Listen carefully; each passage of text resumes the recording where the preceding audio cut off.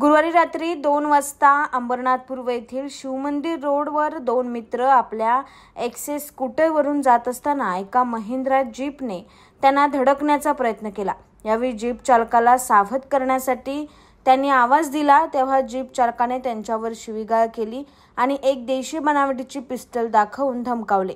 या घटनेनंतर पीडितांनी शिवाजीनगर पोलीस ठाणे येथे फिर्याद दाखल केली।